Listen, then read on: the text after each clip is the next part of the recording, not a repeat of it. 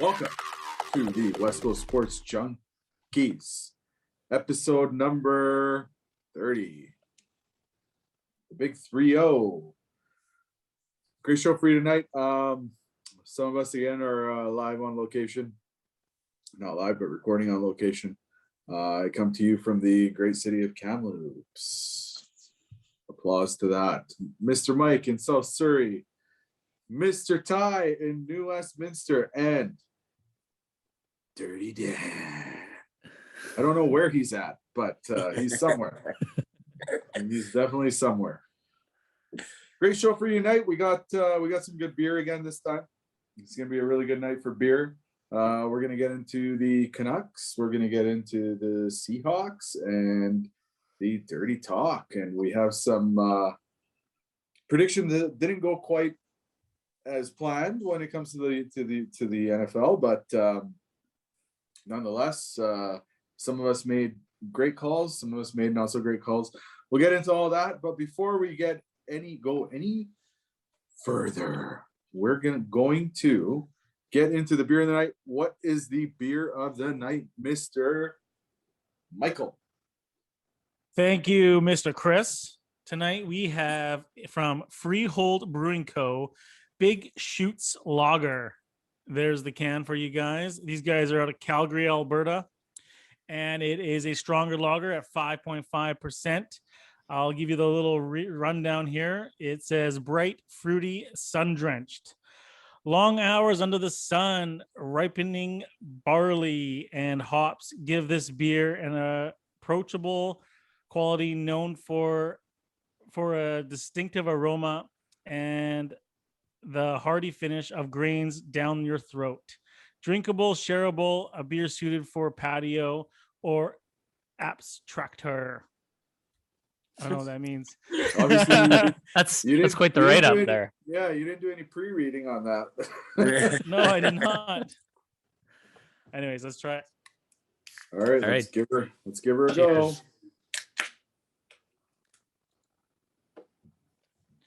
Very nice. Yeah, it's another good beer. Yeah, it's pretty good. It's not a BC beer though, so I got to give it a little bit of criticism. Like, I mean, it tastes like a Flames fan.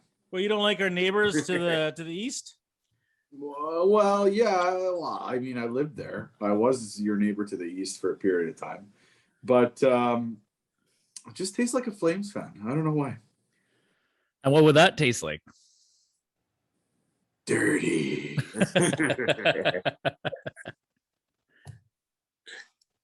So what have you guys been up to? Mike and Govik, you guys were out of town again, I believe. Yeah, we went on a camping trip. We camped. It was good. Did the Kootenays. Didn't get beer though, which was kind of it was because of the time of day we were traveling. There was nothing open through the night and stuff, so we didn't get any beer, but good trip all in all. It was a father-son trip kind of deal, and we had a couple of sons and a couple of fathers and did some hiking and all that good stuff. Yeah, I did some cooking. I was the cook. I'm sure you drank some beers. Oh yeah, we drank some. We actually had to go resupply beers a couple times. We ran out. So Govik, I just want a little clarification. When you guys go on a hunting trip and you don't catch anything, does it then become a camping trip? You caught me there. Like that's why I said that. I don't know. You guys are going away like almost every week, so I thought you guys were going hunting. Yeah, we were going hunting. We had some questionable animals that we didn't want to take the chance on. We took the high road. Exactly, and it's not about the success of a hunting trip is not measured by whether or not we get an animal or not. It's about the adventure. That's right, and it was an adventure, and we saw some sights. Like, I gotta say, you know, I moved back from Alberta and I love where I live now. I love BC, but man, the Kootenays are just unreal. unreal how nice it is there. Yeah, it's just the trip there unreal. alone's worth it, man. If anyone's Yeah. never been there, just go out there and get into that backcountry. It's so gorgeous. It's It's awesome. You guys should It's post a gorgeous. few pictures on the Junkies Instagram, so Yeah, I think, We will. I think our we listeners will, can yeah. see. Yeah, we had Cool. some fun with target practice and stuff. We had a couple of challenges and stuff like that, so that was fun. But yeah, what a beautiful, like, we do live in the nicest area of our country, and if not the world. Like, it is so amazing. That's awesome. Yeah, actually, Dan and I got to visit another part of BC. We went up to Whistler for a couple days, did some golfing. They're actually closing the golf courses, I believe, next weekend. So it was one of the last weekends of the year that they're open. It was a tournament called the Last Kick at the Can. Mhm. Dan actually, surprisingly to some, not to me, won closest to the pin at the tournament, won a free round for next year. So Did he have congrats, witnesses? Dan. Was there witnesses there? I was there. I was there, man. Yeah, there was 3 other witnesses. I think he might have hit a little thin, and Oh, the wind now might have we're helped gonna him out. question how the ball got there. Just bugging Always you. something with I you just guys. said it wasn't surprising to me, but to some, it might have been. But yeah, no, it was a good weekend up there too. And yeah, the courses were very soggy as expected, as it rained quite a bit during the week last week. The bunkers were ponds. I lost 4 balls in the middle of a bunker. Yeah, but Was that's not not happy a about that. stroke, is it? No, but it's a $10 golf ball. Yeah, I feel your pain. Yeah. Yeah. What a joke. I mean, if it wasn't like midway through the round and that water wasn't so dirty looking, I was going to take my shoes off. I could have had like 12 golf balls in there from other people too. So yeah, go ahead. No, go ahead. Go ahead. Sorry. I was going to say, but yeah, we were, unfortunately, we weren't able to watch the Seahawks game live on Sunday, but my wife actually was giving me play-by-play text updates on the golf course, which was awesome. And I actually recorded it. She recorded it for me. So watch that. And I am super pumped we got a win. But man, when I started watching the recording, I was beginning to question if my wife lied to me about the score, because it did not look very positive to start. Mike, what did you think about the Seahawks game? Well, I was obviously pumped that we won the game, and I was kind of shocked there after we came out really flat-footed again. With, like, I think you told me it was negative 6 yards or whatever in the first couple quarters. The first half? No, it was the first quarter and a half. Yeah, or whatever. first bit, yeah. And yeah, the game was kind of slow, I thought, for both teams too, right? I don't think the Niners did much against us. Our D was missing tackles. Our offense was not on, wasn't clicking. But we ended up pulling it off, and it wasn't really an exciting game. I don't think we played very well throughout the entire game, to be honest with you. Agreed. But a win is a win, and it's against the Niners. It's against a divisional rival, and I'll take it. I love it, and we're back in it, baby. Yeah, no, we said it last week. To me, that was the game of the year. Like, we lose that game, we fall to 1-3, and then we're playing the Rams, which we'll get into later, on a short week this week. Who are actually also coming off of a loss. They're going to be pissed off about that. But yeah, man, like you said, a win is a win. That was more of a typical kind of Seahawk football we're used to, not in terms of like the play, but just the slow starts and then the strong second halves, right? Where this year, the first 3 games has been the complete opposite. We would start off quick and then just not be able to score any points or get anything going in the second half. Yeah, totally. And I mean, a couple of positives I would take from this game was, one, that I thought DK Metcalf had a really good game. He played pretty solid. Russell Wilson, he got it done when we needed him, with his rushing touchdown and making the plays when they counted. Even the defense, they got a pick. I mean, finally, we got a couple turnovers there. Yeah, we got a fumble, a muffed punt. Yeah. So there's a lot of positives we can take from it and build on it. I thought that we played better in the second half of the game than the first half of the game. And so therefore that's also a positive compared to the last 2 games that we watched. Right. So hopefully we get to keep this momentum going forward. So Yeah, yeah, go ahead. Yeah, another player I was super impressed with was Alex Collins.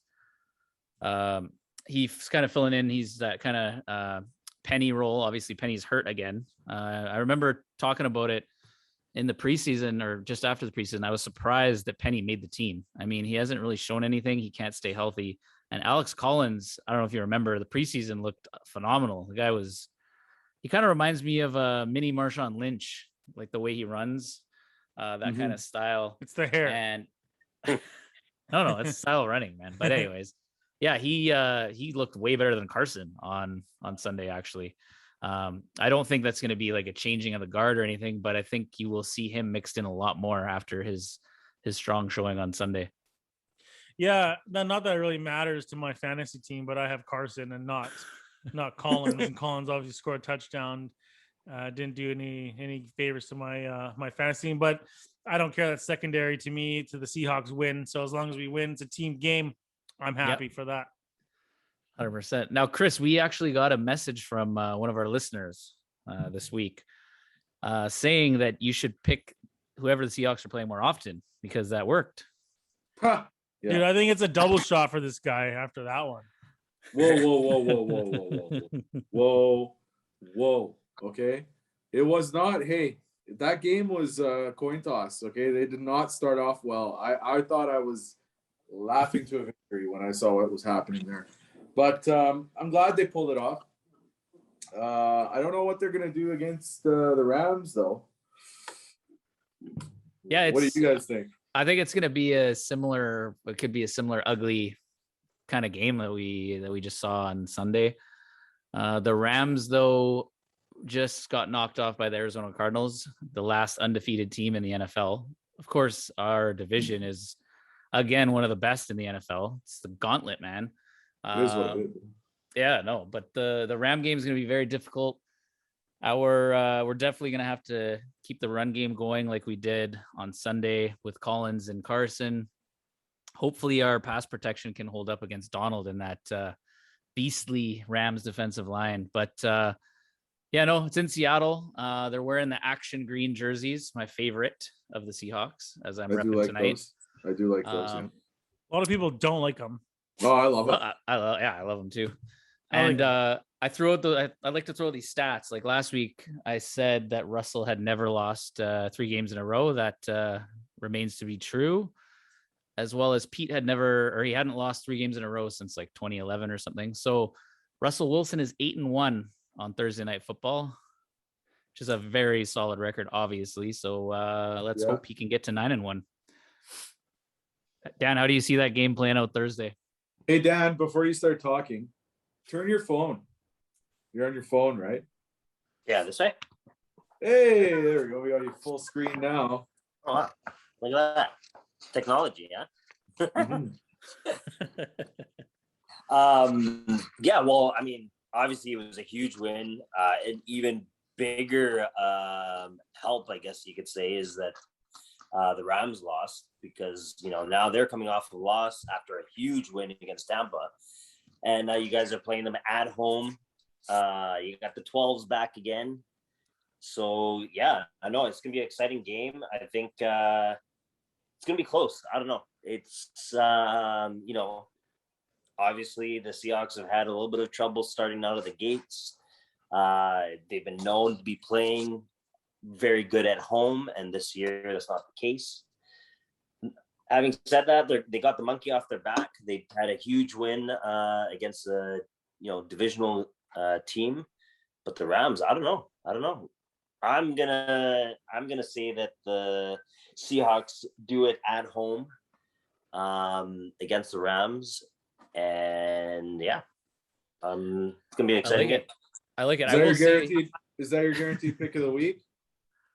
No, absolutely not. My guarantee, if we're going into that, I'll tell you what my guaranteed pick of the week is. I will say, though, the Rams, like even before, obviously Stafford, before Goff, they have always played us tough. It's a division rival. Hey, Mike, think back to even when the Rams were absolutely terrible. That would always be one of our most difficult games of the year, even at home. Yeah, Always. absolutely. I think it's going to be a tough game no matter what, even though I think they got demolished by Arizona, which was surprising to me with 37-20. But I think it's going to be a tight game. Probably low scoring game. That's going to be back and forth. That's usually how it goes with these divisional rivals that we have, especially the Rams. I think the Rams are, personally, I think one of the best teams in the NFL. I think the Seahawks are better, but I think that the Rams are going to be a tougher test. And I think that the Rams on any given day, 9 out of 10 times, should beat the Cardinals, in my opinion. But I thought that they had an off day on Sunday. And, we'll see what happens. It's going to be fun. Thursday night football, Russell Wilson definitely likes to show up on Thursday night on primetime games. Yeah. So do like big flashy players like DK Metcalf. He's going to be balling. Hopefully Carson gets rolling. Our defense, Wagner and Adams get those guys fired up so we can get that W. That's all that matters, really. Yeah. Did you see that hit Adams on Kittle in the end zone? Saved a touchdown. Yeah, beautiful. It looked like a Cam Chancellor-esque, or actually no, not Chancellor, Earl Thomas. Well, that's what I was going to ask you. Actually, when I watch the game and I see Adams flying around out there, right? Yeah, it reminds me of Earl Thomas. Kind of, Earl Thomas was like a missile, right? He does. Who would you rather have? Who do you think is a better safety for the Seahawks, Thomas or Adams? Which one would you rather have? Don't worry about the Thomas 100%. Thomas 100%. Yeah, as a safety, because he was a natural safety. You wouldn't see him up at the line of scrimmage as often. Like, they like to mix Adams in rushing the passer, and which I like, and that's his style. But in terms of like a pure free safety roaming back there, Earl Thomas all day for me. One of the best to do it, man.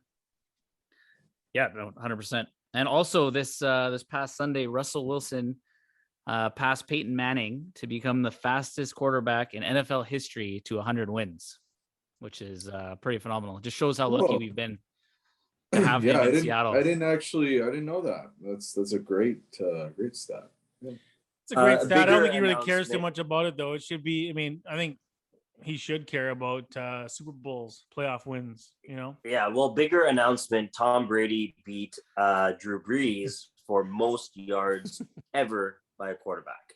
Yeah, that's quite the accomplishment. It was like 80,000 something yards plus, and he's Tom just Brady, gonna crush it even more because it'll be broken. It'll be broken. Do you think he'll get to 100,000? No. That record is just the way another 25 years. The way the NFL goes, that record is just gonna keep getting broken, in my opinion. The game's catered to offenses putting up crazy numbers. It's gonna be surpassed, and so on. Why you always enjoy it while you can. No, why you always gotta be negative to the GOAT? Negative. Well, it'll definitely not be broken in the next 5 years. It won't be broken in the next 20 years. It's going to be a while. 20 years, maybe. Can I ask Ty a quick question here before we get into arguing about Tom Brady? So the last 2 weeks you've been calling out that you want to fire all the Seahawks coaches. Not all. Carroll, defensive coordinator, offensive coordinator. I was simply, suggesting ideas of things that may need to change, and I still want Ken Norton Jr. gone. I still want our defensive coordinator. So after this week, are you still on? You still want to fire Pete Carroll? He's earned another week of my trust. Okay. And you want to it was just those losses cannot happen, man. And we've seen those far too many times. And we won a big game against San Francisco. We're still 2-2. We're 2 games behind the division leader. We've blown 2 leads, one of them at home. So he's not completely out of the doghouse. Okay. But like I said, in terms of, even if we make the playoffs this year, do we have the coaching and the roster to win more than one game and go on a run? Because I think we might need some new blood coaching wise in here for that to happen. Do you think we should give Pete Carroll a raise? No. Okay. I think he should play out his contract. Can't remember exactly. Someone can look this up for me if you guys. I think there's maybe 2 or 3. He signed a 3-year extension or something. Fact checker, anyone? I'm not We'll confirm this later. But anyways, I think once his contract's up, I think it's time. I think it's time to maybe move on. Russell, interestingly, also I think has about 3 years left on his deal. So that's a long way down the road. But back to to answer your original question there, he's earned another week. Okay. Ken Norton Jr. still want him gone. Okay. Dan, well, you brought up your guy there, the goat, whatever. Abandoner of his team, not loyal quarterback named Tom Brady. Anyways, there's a big football game on Sunday night there that we got to watch after golf. I know, as you are a diehard Patriot fan, you must have been a little conflicted watching that. So what did you think about the Sunday nighter? Yeah, I mean, just like obviously as all the fans, even at Gillette, it's kind of a sore spot when your franchise quarterback after 20 years, 6 Super Bowls leaves. But I don't know. For me, again, I know you guys remind me all the time how I go back and forth. I'm a Pats fan. I love the team, but I'm a even bigger Tom Brady fan. Once he retires, obviously, then I'll have to actually pick an actual team. But I think for the future and watching the Patriots, watching Mac Jones, watching that team, they've got a lot of young players. I was quite worried for the Bucs. They did not look good. Tom Brady did not look good. Maybe it was the jitters of being back home in New England. No, I'll stop here 1 sec. It was the GOAT on the other sidelines, game planning against his ass. Oh yeah, the real GOAT, Belichick. Or maybe it was the weather. But I mean, This dude's eating lobster tail over here, man. Where are you? In my hotel room. What the hell, man? Oh, I just cleaned it up. Look. Hey, that's one of the main dishes in Boston is lobster. Really? Yep. Probably a My lot main cheaper in dish Boston. tonight. So Dan, just real simple here. We got off track there with the lobster tails on our screen. But so were you happy with that result on Sunday night? I think it was the field goal doink off the post for the the Patriots. Let's get into the nitty gritty. I mean, even that's just a yes or no answer. Were you happy that field goal didn't? Oh, the question, yeah, I was. Because 1, I had taken the Bucs as my guaranteed survivor. 2, I wanted Tom Brady to win at home. Yeah. And 3, it still showed that the Patriots again are not going to be a tank team and going for top draft picks like the Jacksonvilles and the Clevelands before and Detroit. They're going to have a couple of years of rebuilding, but you know what? They have the pieces to bounce right back into playoff contention. Yeah, you know what? I think they played so well because that was their Super Bowl. That was Bill Belichick's Super Bowl for this year, trying to beat Tom Brady. But Tom Brady didn't necessarily play well. I mean, he threw for 269 yards, no touchdowns, no interceptions. Overthrowing passes. They were. He definitely showed his age. Oh, please. He probably definitely had the jitters. He had his nerves going, right? Being back at Gillette and yeah. You know what? It doesn't matter how you win as long as you win. Exactly. Winning's I'm winning.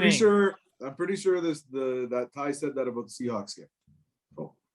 Yeah, I didn't say anything. Well, I was just asking Dan how he felt about his team losing, and he just said it was great. But anyways, so because it was Tom Brady, man, he's okay with that. So okay, I just want to throw out a couple of things because I know we've focused on the Seahawks. Like we live in Seattle or something, but we're the West Coast Sports Junkies, man. Of course, we focus on our Seahawks. Come on, man. I just want to do a little recap. I sort of forgot where we were on our guaranteed picks, the Junkies Survivor. So, Mike, why don't we start with you? You guaranteed right there, baby. Seahawks, baby. That was my guarantee, and they did it. Exactly what I thought was going to happen. Boom. What was my guarantee? I thought I had Buffalo, but I could be wrong. Don't remember. I don't know, but all you guys are drinking. I had the Bucks, so. Well, the only one we know for sure that was incorrect there was Chris. I find it That- odd that you don't remember your pick. I think you should drink too, just for that. Yeah, man. I am. Cheers. Is that a fact, Dave? I'm the only one that everyone knows that lost. Well, I was getting messages about it on Instagram, or I would have forgot myself. So, yeah, it was an interesting week in the NFL. Dan, any other big surprises there for you? Oh, we lost one of our survivors. And Well, I mean, I think the biggest shock was I said it could possibly happen. And, I suggested we change our pick, but Tennessee losing to the Jets. I mean, You said no, the Jets aren't going to win a game this year. I know, right? You said pick any team that's playing There against was the Jets. a lot of people that lost in Survivor taking Tennessee. yeah. You Hey, better Mike. hope they're not listeners of this show. Mike, did I didn't Dan? say They're going to be Tennessee. attacking you personally, man. Side note here: did Dan tell you to pick up the Bengals D? No, I did on his advice about the Jets being so bad. They got me 2 points, They man. didn't play, 2 they didn't points. play the Jets. Yeah, they did, didn't they? No, Yeah, they played played Jacksonville. Jacksonville. They played Jackson. Just as bad. Same thing. Hey, you know what? Those Thursday nighters, man, they're a little bit, hit and miss. That is The true. Bengals put up like 15 points the week before. Anything can against happen on Pittsburgh. Thursday nights. Short week. That's Yeah. what makes like the Seahawks game this week so intriguing. But we'll all be tuning in. Mike, are you going to give us your guarantee for this week? We'll Sure. just let you do yours since we're on the Seahawks here, closing out this segment. So who do you have this week in the NFL? Well, it's absolutely a no-brainer this week, boys. We're going home to Seattle. We are in prime time Thursday night football right there, baby. Seattle Seahawks over the freaking Rams. Book it right now. Take it to the bank. That's right. Dan, Yep. just wanted to tell you something. Fuck you, Dan. No, not that. Not that. Pettersson signed with the Canucks. Ba, ba, ba, ba! Oh, is that official? So, ba, ba, ba, ba. Do you remember our bet, Dan? You were so sure of yourself last week. You're so sure of yourself. You're walking around, popping your collar. It's not happening. Pettersson is not signing. Blah, blah, blah. All I heard was blah, blah, blah, blah. Now I'm correct, which means I win the bet, which means you've got like 5 shots to do in a row next episode, and you owe me $100.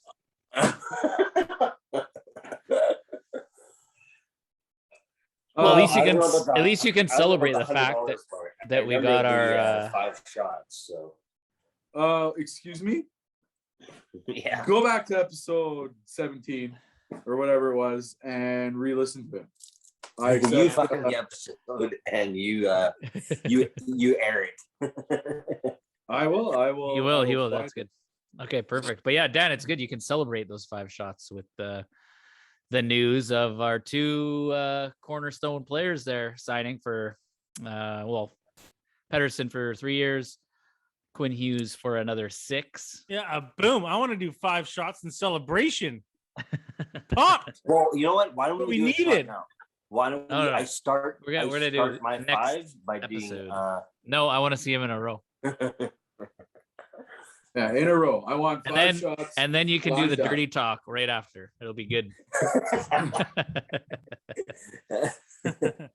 But yeah, I'm obviously really happy they got that deal done, and they did it before the start of the season.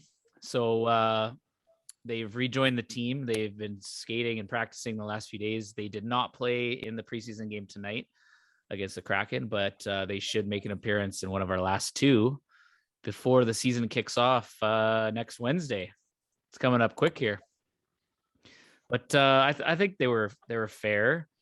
$7.35 million a year for Pettersson. Hughes actually got a little bit more based on the term, I'm guessing was why. $7.85 million a year. What did you think of the deals there, guys? I thought it was on par for, in comparison to other players. Yeah. Have they really proved themselves? Yeah. Well, yeah. Yeah. Yeah. Pettersson, I would say more so than Quinn. Well, they both had awful seasons last year. Like, they were just terrible. So, well, yeah, Pettersson got Pettersson- hurt too. And Yeah, Pettersson got and his hurt. injuries, right? You got to take that into account. That's probably why he got a 3-year deal. And I think the bottom line is a deal was going to get done. It had to get done. I think we got to give, tip our hats and give kudos to Jim Benning. Oh, for Why getting aren't that you wearing done. your hat tonight for this occasion? I should go put it on for you guys. I was wearing it last week, I think, wasn't I? A little foreshadowing. You knew it was going to happen, right? I knew it was going to happen. It had to happen. And I thought it happened too, but to be honest with you, I thought it would happen. It was the way I would do it. If I had to pick one or the other, I'd probably pick Hughes. That's why I think you're going to give Hughes a little bit more money right now. Pettersson, he's a smaller guy. He was injured half of last year. We didn't know what the hell was going on there. So I get the 3-year deal there. well, that was his side though. He's the one who wanted, I believe, the 3-year deal also.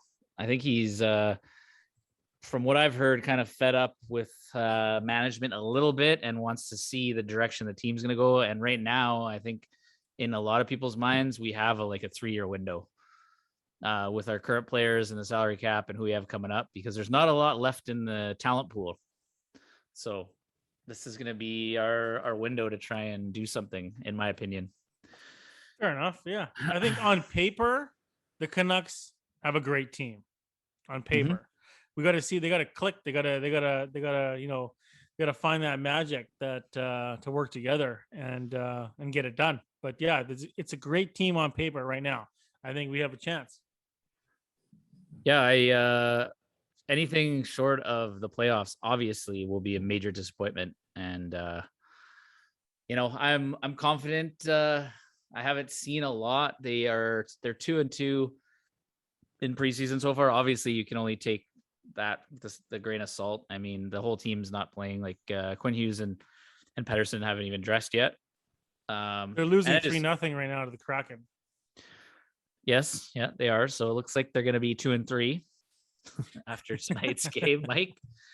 But we start the season next Wednesday, like I said, on a 6-game road trip, which is it's a pretty daunting task right out the gate. I mean, I guess it's better at the beginning of the season rather than, I don't know, midway or near the end. They're all fresh, and it might be a good chance to get the team to bond, and get some of those guys spend some time on the road, like the OELs and the Connor Garlands, to mesh well with the group. But yeah, they start against Edmonton, and it's going to be a tough game for Chris, I imagine. Real tough. Who are you going for, Chris, in that game? Who are you repping? My city. Good to hear it. Wow. Dan, what do you think of the deals? Well, again, I agree with you guys, and just like I was saying a couple of weeks ago, they needed to get out of either one. Hughes, just like Mike was saying, he is probably the better player that you need to have on your team. And I think for the deal, I think it was actually a good deal for the Canucks, because one, it gives them room. You see these contracts that guys are signing, young players haven't really proved a whole lot, and they're getting 5 to 8 year contracts. So it's good for the team just as well as good as for Pettersson. So I think on both sides, they're both winning on that contract. It's going to give, because you know what? A lot of these young guys in the next 3 to 4 years, 5 years, are all going to be needing max contracts. You're going to need Horvat to be re-signed in 3 or 4 years. Besser, you're probably going to need, I don't know what the situation with the goalies are, but a lot of the core key players are going to be coming up for big contracts, not rookie deals. So I don't know. I think it's good. Now that's a cloud, that has cleared the sky, and now let's focus on playing the game. We don't have to be talking and worrying about trades or not getting people signed during the season. So. Yeah. There's still some stuff Benning needs to sort out. Your buddy there, Mike, I think they would be over the cap right now, like the season started, but they'll have to do some maneuvering. Danielle, right there? That looks like a good year. Yeah, there's some confusion with computers a little bit. Some Sorry to confusion. interrupt What's you, going to happen with Travis Hamonic? I still don't know if he's going to play this year. He was probably going to be he's going to be on our second pair, like I said last week, which is fairly important, but we'll see. There's no word if he's going to opt out due to COVID. No, he was going to be first pair. It was going to be him and Quinn. Well, I don't know if it was set like that, but yeah, he was It was top set 4. like that. Yeah. It was set like that. Yeah. So OEL is going to be on the second pair. I think we got to give kudos where it's due. Jim Benning had basically 2 things he needed to get done this summer, and that was sign Hughes and Pettersson. He got that done. He also we signed gotta an say, anti-vaxxer without doing his homework. What's that? He signed an anti-vaxxer without doing his homework. It's not confirmed though. That's just a rumor going around. Who's the anti-vaxxer? Hamonic. Oh, Hamonic. That's the problem there. Rumored. Yeah. Well, Listen, I don't care if you're going to get vaxxed or not, but if a condition of your employment is to get vaccinated and you want to play in the NHL, you got to do it, or otherwise you got to hang him up. So good. I mean, do what you got to do. I don't know how the NHL is going to handle that in terms of are they going to pay him if he's still sitting on the sidelines, if he's got a contract in place? If he's not, I mean, it's pretty dumb to not do it. But I mean, to each their own. Do what you want to do, right? I mean, you can't force anyone to do anything. So it's your choice. Exactly. Yeah, no, for sure. But yeah, so it's gonna be fun though to get the Canucks back in front of partial crowd right now. I think they're saying 50% capacity. The Canucks are obviously hoping for more seats to be opened up, but it's funny because I think they're actually selling tickets like the arena is going to be full when they haven't even got clearance or approval yet. So that could be interesting. I think Francesco's sphincter muscle is probably like, oh no. Kind of like yours when Pettersson and Hughes has been signed yet, eh? No, I knew they were going to get signed. My sphincter muscle was fine. Yeah, nice and relaxed. Yeah, but yeah, it was very important, I think, to so I'll give Jim credit where it's due, like to get the deal done. Obviously before the start of the season, so it gives him practice and preseason time. Thank you, Jim. Wow, it is time for the dirty time with Dirty Dad from Dirty. I don't know where he's at, but he's dirty. Get your condoms on, boys. It's dirty time. What? What's going on, guys? I think Goik's getting a little too dirty out in Kamloops, but good to be back on the West Coast Sports Junkies. We're already coming up to week 5 in the NFL. NHL is creeping up right around the corner. I know we're already in a few weeks of the preseason. Definitely going to be ramming up some talk on the show about some hockey pools. I know we'll be having a pool here with the Junkies. But what about some dirty talk on Urban Meyer, the coach of the Jacksonville Jaguars? A lot of videos are showing up on social media, showing up on Instagram. For those of you that haven't seen it, a lot of inappropriate touching and getting close to questionable age of majority females. When he was in coaching in college, the Jacksonville owner, who doesn't really come out and speak very much, has basically said that they are on the verge of wanting to fire him. Based on the Jacksonville Jaguars record, I think that's probably his plan. Better to get fired over that than to get fired of being 0-4. with the number 1 pick. Ba-ba-ba-ba. Fantasy, ladies and gentlemen, this was a very tough week, and I'm probably certain that Mike will agree. The Seahawks attack fell flat. And you know what? I have to apologize to him. I told him to start Cole Beasley. I started him myself after he had a pretty big week last week. 15 points, 9 receptions. He got a dud this week, and Buffalo put up 40 points. I lost my week. In a very big pool. I was 3-0. Now I'm 3-1. Came to the Monday Nighter. Again, Vegas, a 3-0 team, really fell flat. You know, Carr has been playing lights out, huge comebacks, and just didn't get it done. But for those who are on that point where, you know, you're really pulling your hair out, you want to pull the trigger, make a trade. I've said it before. I'll say it again. Stay away from the Steelers. Big Ben is now complaining about a hip injury. I mean, the guy's a geriatric. I think he should have just retired. I don't see him finishing the season being able to walk, let alone play. Start. I've made the mistake already.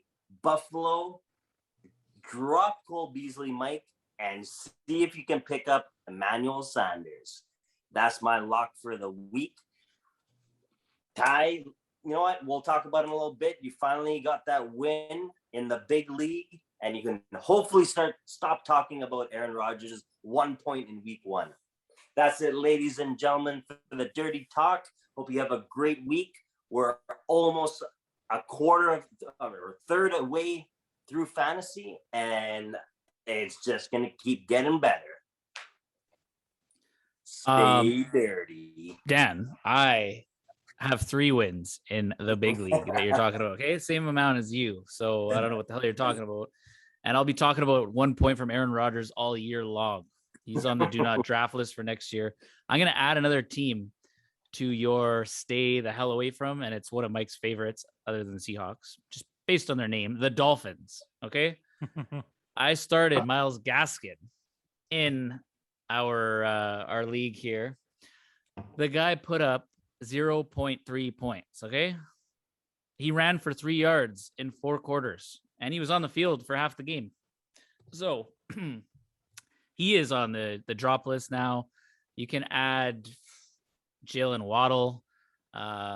Will Fuller got hurt again. That offense is a complete mess. Until Tua comes back, stay away from any Dolphins. But, you know, Dan, I completely agree about the other the Steelers talk and the Cole Beasley, who I warned you about, I will say. But yeah, I don't know how his dirty talks turn into like give Mike fantasy advice talk. I really don't need his freaking advice or want his freaking advice.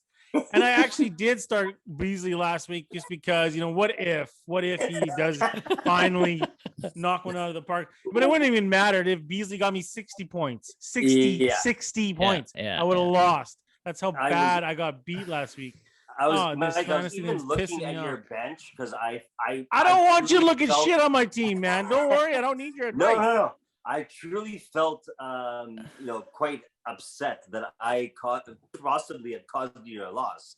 But then I looked at your team, and it's not like you left any points on your bench. So exactly. Yeah, Mike, just do your thing. You know, just launch the Seahawks attacks. You're gonna have some good ones. You might have a few bad ones, just so you guys know, Mike, you know, you're playing me this week in Timmy's, so you're not getting any advice. Oh, you just gave me some advice. I gotta drop Beasley and pick up who? Cordarrelle Patterson. Who's that guy? He's already claimed. Yeah, Mike, you went to look and I had him. Yeah. But real quick, Gaskin, that's the guy you tried to trade me. It is. He'll be on the wire for you if you want him next. Oh, you're tricking me, huh? No, it changed. It changes week to week in fantasy. You know that. But yeah, that Urban Meyer thing's bizarre, man. I think he just wanted to set himself up for that to run back to college, because clearly he's not meant to be in the pros. He's not having any success. Supposedly the team is like the video is kind of dumb. He just looked like he was having fun at a bar trying to dance with a girl. Yeah, is that a crime? Well, I didn't see the whole video, but I didn't even know what you guys are talking about, to be honest with you. But that doesn't sound like a crime to me. look it up. We'll post Oh, the she's story. like 14.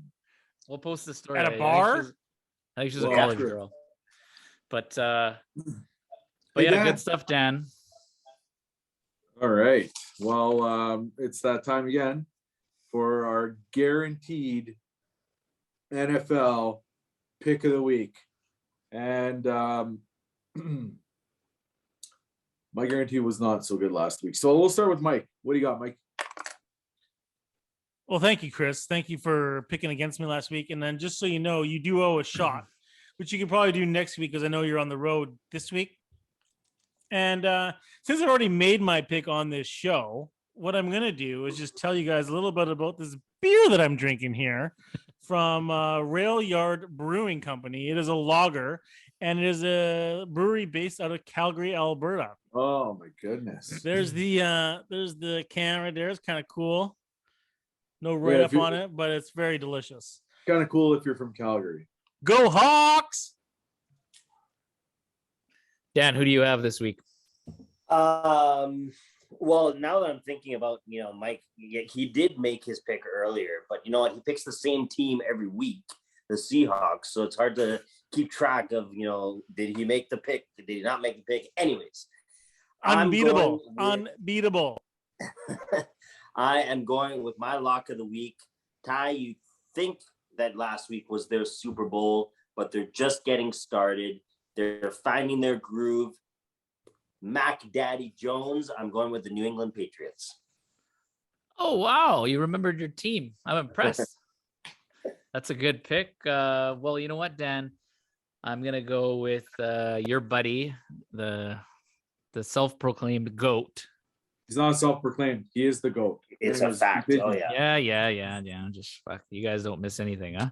Unless he's talking about Cam Newton. The Tampa Bay Buccaneers at home to absolutely demolish the lowly Miami Dolphins and their shitty running backs and their shitty team who cost me my fantasy matchup last week. Drop Gaskin, okay? Keep an eye out tomorrow morning. He'll be on the wire.